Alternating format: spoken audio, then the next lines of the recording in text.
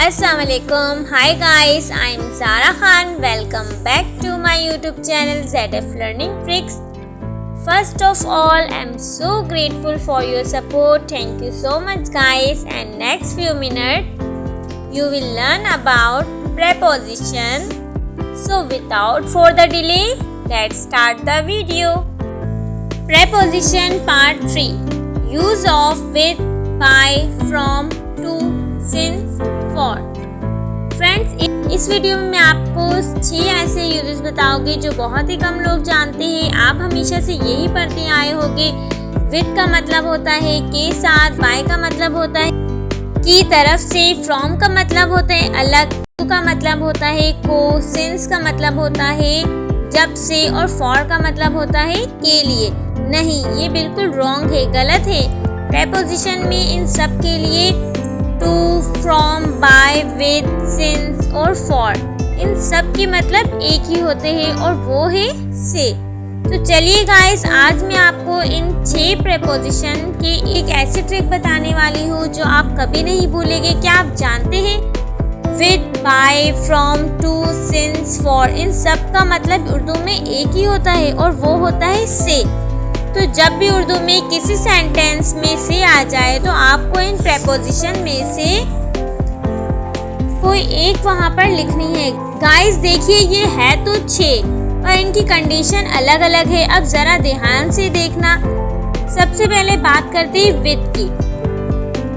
इसका मतलब होता है से, लेकिन इसका इस्तेमाल वहाँ पर होता है जहाँ पर सेंटेंस में हथियार या औजार से पहले से आ रहा है, यानी कि वेपन्स हो या फिर टूल्स हो, इनसे पहले आए अगर से, तो वहाँ पर हमें विद का यूज़ करना है। यहाँ पर एक और बात का भी ख्याल रखना है कि जब भी हथियार की बात होती है तो हमारे माइंड में हर वक्त मिसाइल, बंदूक, तोप, छुरी, चाकू, तलवार, ये सब भी आते हैं। और जब भी औजार की बात आती है तो पेचकस, माना, हथौड़ी, यही सब चीज़ें हमारे दिमाग में आती है। लेकिन यहाँ पर हम गलत है। टूल्स की कैटेगरी में सिर्फ यही चीज़ें नहीं है, हर वो चीज़ जिससे आप अपना काम निकलवा ले वो एक टूल है। For example, cut it with a knife, यानी मीन्स इसे चाकू से काट दो। अब इस सेंटेंस के अंदर से आ रहा है, से आया और हमने यहाँ पर विद का यूज़ किया। विद का हमने यूज़ किस लिए क्यों किया है यहाँ पर? क्योंकि इस सेंटेंस के अंदर नाइफ आया है, हथियार का यूज़ किया गया है ना। तो इस सेंटेंस में से हमने विद का यूज़ किया, cut it with a knife, इसे चाकू से काट दो। सेकंड है टू फाइट विद समबडी, किसी से लड़ना। थर्ड है to play tennis with somebody, किसी के साथ टेनिस खेलना। Uses of by. अब बात करते हैं बाय के बारे में। वैसे तो बाय का मतलब की तरफ से होता है, लेकिन प्रेपोजिशन में इसका मतलब भी से ही होता है। जहाँ पर भी ट्रैवल की बात होगी वहाँ पर बाय लगाएंगे। For example, David went to Manchester by train, David train के जरिए मैनचेस्टर गया। अब इस सेंटेंस के अंदर ट्रेवल का जिक्र किया गया है, ट्रेन के जरिए गया है, इसलिए हमने इस सेंटेंस में बाय का यूज किया है। सेकंड है I go to work by car, मैं कार से काम पर जाता हूँ। इस सेंटेंस के अंदर भी ट्रेवल का जिक्र हुआ है, ट्रेवल की बात हो रही है। मैं कार से काम पर जाता हूँ, इसलिए यहाँ पर बाय का यूज हुआ है। सेंटेंस है I go to work by car. Next है my parents often go to France by boat, means मेरे वालिदैन अक्सर कश्ती के जरिए फ्रांस जाते हैं। इस सेंटेंस के अंदर भी ट्रेवल का जिक्र किया गया है, इसलिए सेंटेंस में बाय का यूज किया है। नेक्स्ट है our children have never travel by plane before, means हमारे बच्चों ने पहले कभी हवाई जहाज में सफ़र नहीं किया। इस सेंटेंस के अंदर भी ट्रेवल का जिक्र आया है, ट्रेवल की बात हो रही है, इसलिए यहाँ पर बाय का यूज किया है। फ्रेंड्स, बाय का कॉन्सेप्ट भी आपको समझ में आ गया होगा। जहाँ पर भी ट्रेवल की बात होगी वहाँ पर बाय लगाएंगे। Use of from. नेक्स्ट है फ्रॉम।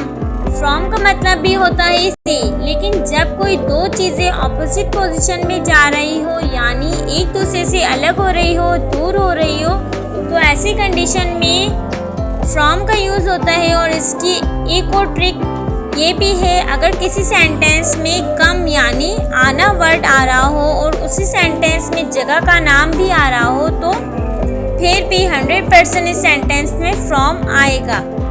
ये एक ट्रिक है, इसमें ये नहीं देखना फिर अलग हो रहा है या नहीं हो रहा, लेकिन अगर कम के बाद जगह का नाम आ जाए तो 100% जगह के नाम से पहले फ्रॉम ही आएगा। For example, the leaf fell from the tree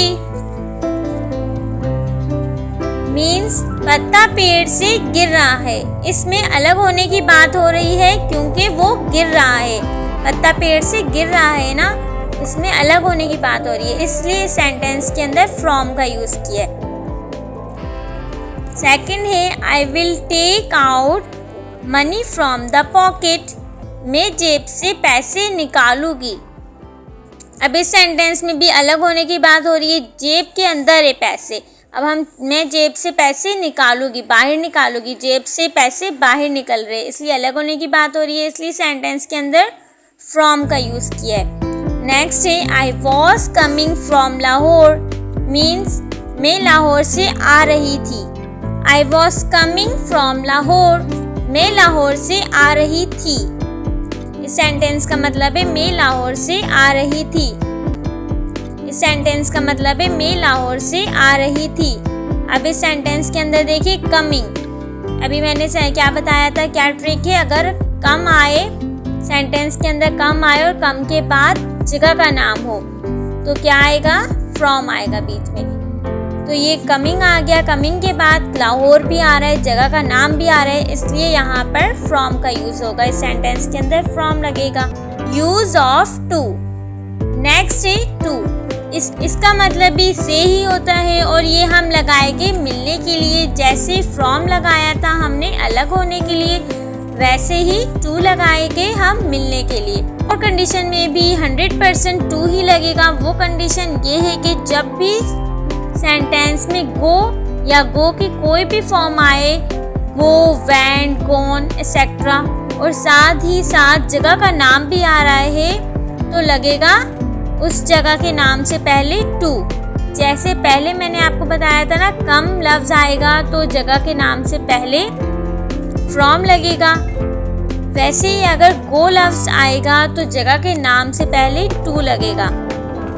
अब इसको हम सेंटेंसेस में भी देख लेते हैं। For example, we are going to our school, हम अपने स्कूल जा रहे हैं। इस सेंटेंस का क्या मतलब है, हम अपने स्कूल जा रहे हैं।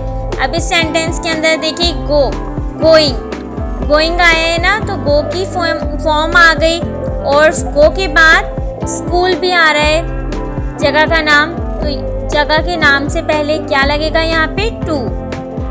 नेक्स्ट है, all of us went to Goa last week means हम सब पिछले हफ्ते गोवा गए थे।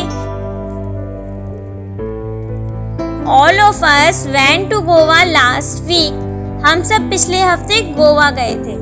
अब इस सेंटेंस के अंदर भी गो की सेकंड फॉर्म आ गई वेंट, और वेंट के बाद जगह का नाम भी आ रहा है गोवा, तो इस गोवा के पहले हम क्या लगाएंगे, टू। नेक्स्ट है, to company gave their most valuable post to me, company ने अपना सबसे कीमती ओहदा मुझे दिया। अब इस सेंटेंस के अंदर देखिए हमें क्या मिला है, ओहदा मिला है, कंपनी ने अपना सबसे कीमती ओहदा मुझे दिया। तो कोई भी चीज़ मिलने के लिए क्या लगाते हैं, टू, इसलिए सेंटेंस के अंदर टू का यूज़ किया गया है। नेक्स्ट है, कुड यू पास द बोतल टू मी, क्या आप बोतल मुझे दे सकते हैं। इस सेंटेंस के अंदर भी मिलने का हो रहा है, बोतल को मांग रहे हैं ना, क्या आप मुझे बोतल दे सकते हैं, इसलिए यहाँ पर टू का यूज़ किया गया है। नेक्स्ट है, सिंस और for, use of since and for. अब बात करते हैं सिंस और फॉर की। इन दोनों का मतलब भी उर्दू में से ही होता है, लेकिन इम्पॉर्टेंट बात यह है कि इनका यूज़ सिर्फ टाइम के लिए होता है। यानी अगर किसी सेंटेंस में टाइम आ रहा है और उससे पहले उर्दू में से लफ्ज़ आया है तो फिर वहाँ पर फॉर या सिंस में से कोई एक प्रेपोजिशन का यूज़ होगा। अब कौन सी लगेगी वो देखते हैं। वक्त दो तरह के होते हैं, एक होता है परफेक्ट टाइम, दूसरा होता है इम्परफेक्ट टाइम। जैसे किसी भी टाइम का नाम है एग्जैक्ट, जैसे 14 अगस्त, 15 अगस्त, 16 अगस्त ये तारीख का नाम है। जनवरी, फरवरी, मार्च, अप्रैल ये मंथ का नाम है। पीर, मंगल, बुध ये दिन का नाम है। 2022, 2023 ये साल का नाम है, एक्सेट्रा। ऐसे सब परफेक्ट टाइम होते हैं और इन सब से पहले हमेशा सिंस का यूज़ होगा। अगर उर्दू में से आ रहा है तो इसके अलावा अगर ऐसा टाइम हो जैसे 2 घंटे, 3 घंटे, पता नहीं कौन से 2 घंटे हैं, 3 घंटे, 4 दिन, 5 दिन, पता नहीं कौन से 4 दिन, 5 दिन है, कई साल, पता नहीं कौन से साल है, 3 महीने, पता नहीं कौन से महीने की बात हो रही है। ये सब इनपरफेक्ट टाइम होते हैं। इनसे पहले उर्दू में से आ रहा है तो वहाँ पर फॉर लगेगा। Examples of since, he has been here since 9 AM means वो सुबह 9 बजे से यहाँ मौजूद है। अब इस सेंटेंस के अंदर एग्जैक्ट टाइम की बात हो रही है, वो सुबह 9 बजे से यहाँ मौजूद है, इसलिए यहाँ पर सिंस यूज हुआ है। सेकंड है he has been working since he arrived means जब से वो आया वो काम कर रहा है। इस सेंटेंस में भी पता चल रहा है कि जब से वो आया है वो काम कर रहा है, इसलिए यहाँ पर सिंस का यूज हो रहा है। नेक्स्ट है I had lived in New York since my childhood means मैं अपने बचपन से न्यूयॉर्क में रहती हूँ। अब इस सेंटेंस के अंदर भी पता चल रहा है मैं अपने बचपन से न्यूयॉर्क में रहती हूँ, तो इसमें एग्जैक्ट टाइम का पता चल रहा है, इसलिए यहाँ पर भी सिंस का यूज़ हो रहा है। Examples of 4, they are studying for 3 hours today means वो आज 3 घंटे पढ़ रहे हैं। तो आज 3 घंटे पढ़ रहे हैं, तो कौन से घंटे पढ़ रहे हैं नहीं पता ना, एग्जैक्ट टाइम नहीं है, तो ये इम्परफेक्ट टाइम है। इम्परफेक्ट टाइम है इसलिए यहाँ पर फॉर का यूज़ हुआ है। नेक्स्ट है he has lived in Bangkok for a long time means एक तवील अरसे से बैंकॉक में रहते हैं। अब एक तवील अरसे से, बहुत सारे अरसे से रहते हैं, नहीं पता, फिक्स टाइम नहीं पता कि कितने अरसे से बैंकॉक में रह रहे, इसलिए सेंटेंस के अंदर फॉर का यूज़ हुआ है क्योंकि ये इम्परफेक्ट टाइम है। नेक्स्ट है he has been living in Paris for 3 months means वो 3 महीने से पेरिस में मुकीम है। अब इस सेंटेंस के अंदर भी 3 महीने से है, तो ये नहीं पता कि कौन से 3 महीने से, एग्जैक्ट टाइम नहीं है, एग्जैक्ट मंथ नहीं बताया गया इसके अंदर, तो ये इम्परफेक्ट टाइम इसमें यूज़ हुआ है, इसलिए यहाँ पर फॉर का यूज़ किया गया। अब फ्रेंड्स आपको सिंस और फॉर का कॉन्सेप्ट भी बहुत ही अच्छे से समझ आ गया होगा।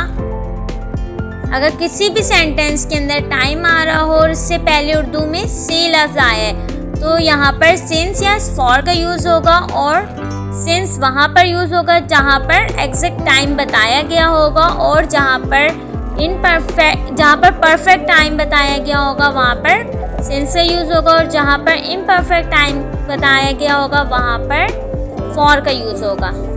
So yes guys, this is the end of the video. I hope you like it. So don't forget to like this video, subscribe our channel and hit the bell icon. So I will see you soon. Take care and keep smiling. Bye bye guys.